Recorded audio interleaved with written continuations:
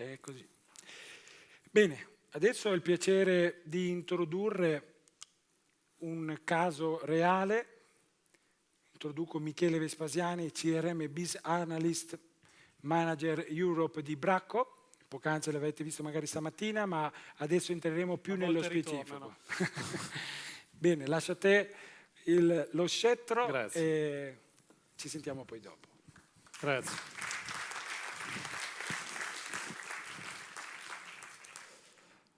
Dunque, io volevo introdurre, come è stata introdotta questa mattina Bracco, circa effettivamente il business dell'imaging e quindi il business dei contrast media. Adesso entriamo un po' più nel dettaglio dell'architettura di sistema, il sistema come è stato costruito e come è stato pensato. Contrariamente a quello che pensiamo, il nostro non è un sistema standard, nel senso che il processo di vendita, come è stato definito all'interno della Sales Cloud, diciamo lo standard, non è esattamente il processo di vendita che utilizziamo noi. Noi non facciamo vendita, noi facciamo informazione medico-scientifica. Questo è importante perché? Per un motivo molto semplice. Il nostro sistema è stato customizzato per il nostro uso, è stato completamente ridisegnato e questo grazie alla flessibilità del sistema stesso. Vediamo se riusciamo a farlo andare. Perfetto. Allora, questa è una disamina su quello che riguarda Bracco, quindi Bracco è un player mondiale per quello che riguarda i mezzi di contrasto per radiologia, è un gold standard, abbiamo alcuni prodotti che sono considerati sostanzialmente migliori in assoluto ed è fondamentalmente un'azienda farmaceutica, ha un target differente rispetto al classico farmaco, quale può essere l'antibiotico piuttosto che l'antistaminico, però fondamentalmente è sempre un farmaco. Dunque, l'implementazione di Salesforce nasce nel 2008. E come nasce? Nasce perché c'era l'esigenza di dover tracciare per motivi regolatori l'attività medico-scientifica degli informatori. Cosa succede? Che tutta la parte, io non c'ero, però adesso ve lo racconto, comunque diciamo che l'implementazione è stata verticalizzata per lo scopo e è nato questo progetto in Italia e poi è stato successivamente diffuso in tutta Europa fino agli Stati Uniti e mano a mano sta sostanzialmente arrivando in tutto il mondo. E quindi la soluzione è stata pensata e costruita paese per paese. Quindi è stata, come si può dire, utilizzando sempre la stessa piattaforma, la stessa istanza, sono stati creati tecnicamente i cosiddetti record type, tale per cui ogni filiale, ogni paese aveva le sue piccole differenze di processo. Perché dal punto di vista regolatorio purtroppo l'Europa, vero è che è unita, ma è unita fino a un certo punto. Dal punto di vista regolatorio, soprattutto a livello farma, non è esattamente così. Questo cosa è successo? Che ha sostanzialmente creato qualcosa come 19 Salesforce differenti nella stessa istanza. Questo è stato un problema. Quindi cosa è successo? Che in una fase successiva si è pensato di fare un'armonizzazione. Ok?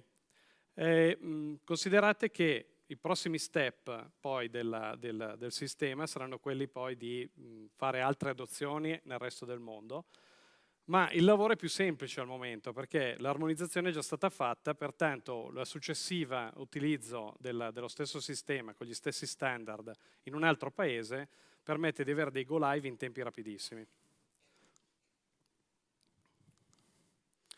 Questa è effettivamente a livello mondiale la cartina che, come dire, dà l'idea di quanto e dove siamo presenti in blu, quindi direttamente con filiali, e in verde invece dove siamo presenti con mercati indiretti, quindi attraverso dei dealer. Come vedete l'Europa è coperta, Stati Uniti sono coperti, i prossimi saranno Cina, ed è un challenge mica da ridere, Corea, Brasile e Messico. Fate conto che, tanto per darvi un'idea, successivo all'armonizzazione che è stata fatta l'anno scorso, per il Brasile noi ci siamo imposti un go live, tirando sui dati, facendo tutte le sincronizzazioni con il nostro ERP, eccetera, eccetera, in 2 mesi. Noi in 2 mesi andiamo live. Abbiamo un ottimo team che sta collaborando con noi per quello che riguarda il Brasile, anche perché è cambiato il management, sono persone particolarmente proattive, però questa è l'idea. E ci stiamo dando dei tempi strettissimi anche per la parte della Cina. Questo è quello che dicevo, armonizzazione. Cosa è successo? È stato fatto un progetto enorme nel 2013. Sono state prese tutte le istanze separate, o meglio, l'istanza era unica, ma le architetture erano completamente separate. È stata fatta un'analisi di processo tale per cui abbiamo creato un cosiddetto massimo comune denominatore. Quindi analizzare tutti i processi, sia a livello regolatorio che di farmacovigilanza, per riuscire ad avere esattamente un quadro che potesse contenere il regolatorio di tutte le filiali. A questo punto è stato ridisegnato completamente il sistema e, come dico io spesso, è stato fatto il cosiddetto manipolotto, cioè abbiamo rimodificato completamente i dati. Infatti cosa è successo? Che dopo il go live tutti i nostri utenti, che nella fattispecie sono 500, si sono ritrovati ad avere un sistema completamente diverso. Cos'è che abbiamo fatto però? La cosa importante era questo, ci siamo focalizzati tantissimo sulla customer experience. Noi abbiamo una seniority aziendale alta, abbiamo persone che vivono, come si può dire, in azienda da tanti anni e che effettivamente qualsiasi tipo di cambiamento non lo vivono benissimo.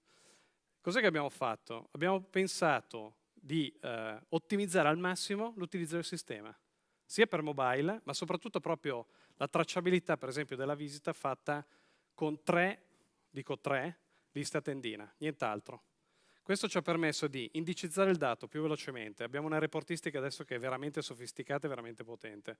Noi riusciamo a capire esattamente il tipo di prodotti che vengono spiegati, quindi dal punto di vista dell'informazione scientifica, quando, come e in che modo.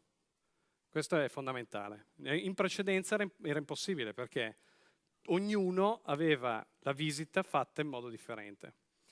In secondo luogo, quindi, questo ci ha permesso anche di dare un valore aggiunto ai nostri utenti. Questo era importante.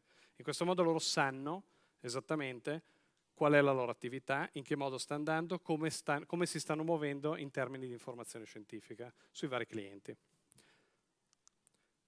Questo è effettivamente il progetto armonizzazione, come è stato fatto. Quindi un'analisi di processo, generazione di questo massimo comune denominatore e a questo punto è stato ripensato completamente tutto il sistema in modo tale da diventare comune a tutti. Fate conto che da adesso in poi qualsiasi filiale utilizzerà sempre questa standard, perché ormai lo standard è immobile nel tempo, o meglio, poi vedremo. Questo è esattamente il nostro Salesforce. Se voi notate, nei quadretti gialli sono il cosiddetto account. L'account è un oggetto standard di Salesforce ed è unico. Noi abbiamo creato una gerarchia a 3 livelli. Il nostro sistema è completamente customizzato. La cosa interessante è che, questo bisogna dirlo, grazie anche a Atlantic Technology che ci segue da anni, siamo riusciti ad ottenere, anche a prezzi assolutamente relativi, una customizzazione molto spinta. Ci siamo creati il nostro vestito su misura e soprattutto come dire, con un go-to-market, con una strategia come si può dire, di vendita, di marketing molto, molto rapida. Marketing interno. Noi dovevamo fare la release e dobbiamo fare il marketing interno per poi venderla ai nostri venditori. Vendere a un venditore, non vi dico. Comunque, questa era l'idea. Quello che abbiamo creato è questo. Se voi notate ci sono 2 aree. C'è un'area di management e di back office e c'è un'area che è totalmente in carico a quello che noi chiamiamo field. Qual è la differenza? È che entrambe lavorano esattamente sulla stessa piattaforma, ma esiste un'area centrale che è l'area delle opportunities dove sostanzialmente c'è un'intercomunicazione tra entrambe. L'opportunities nel nostro caso è il vero momento di colloquio tra il field, quindi gli informatori, e il management. Perché in questo modo si evitano email rounding, tonnellate di mail che girano, si evitano comunicazioni, si evitano tutta una serie di telefonate che spesso possono essere anche inutili e noiose e si cerca di efficientare al massimo l'attività. Questo è quello che è stato fatto. Abbiamo un caso di successo da presentare. Io purtroppo... ok. Questo è stato suggerito sia dal nostro partner tecnologico Atlantic sia da Salesforce e dalla Salesforce. Che cosa è successo? Bracco ha cambiato pelle, ha acquisito un'azienda di device, medical device.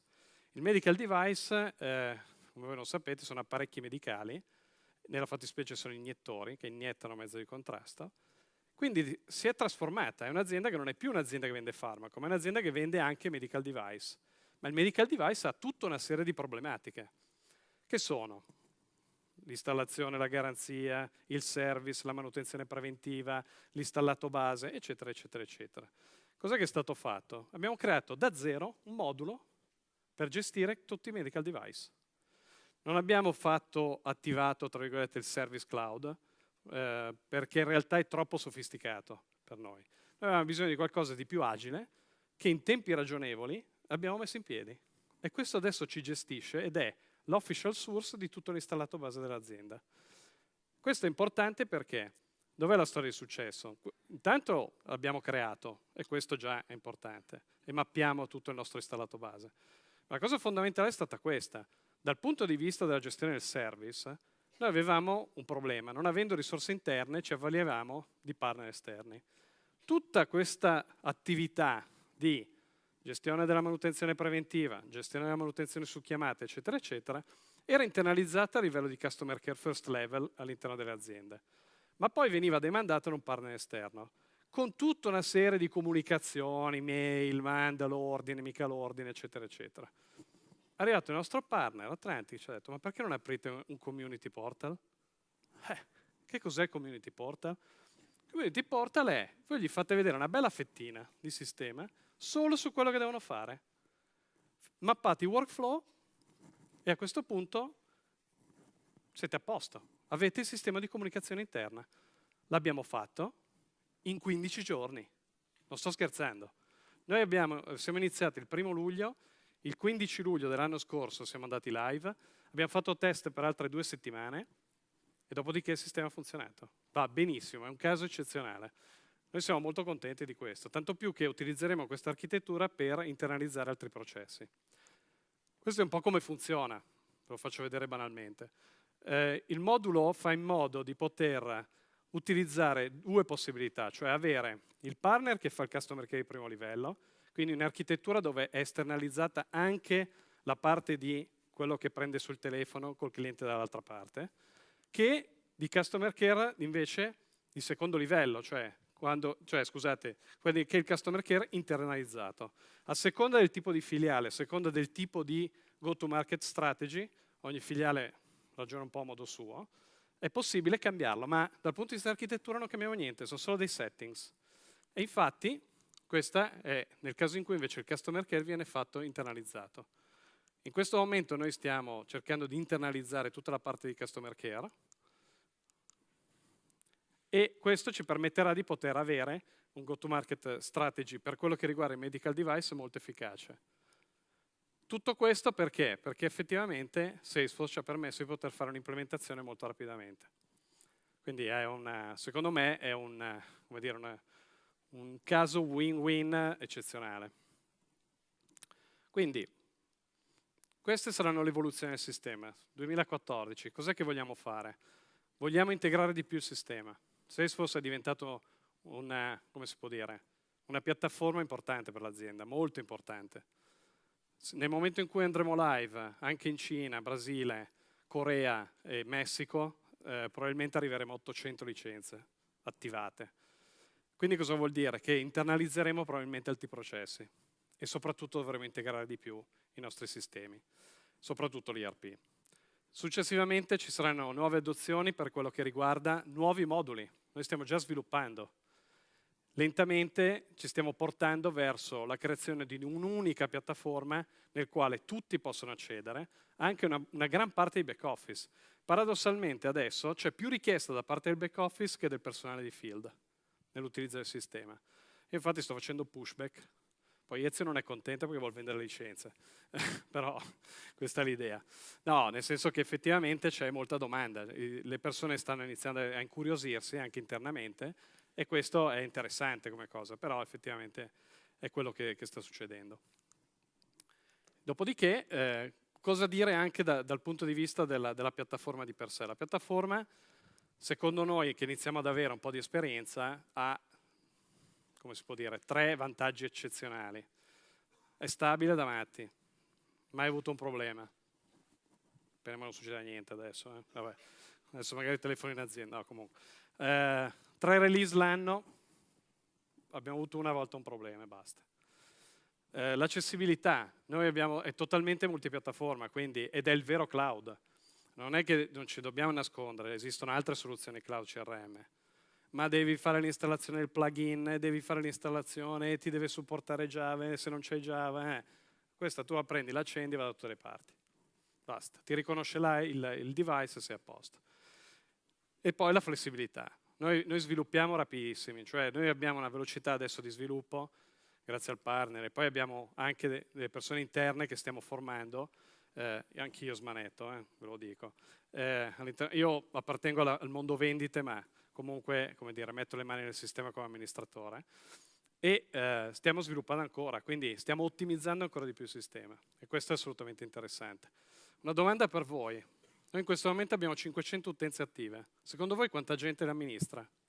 Quanti sono gli amministratori?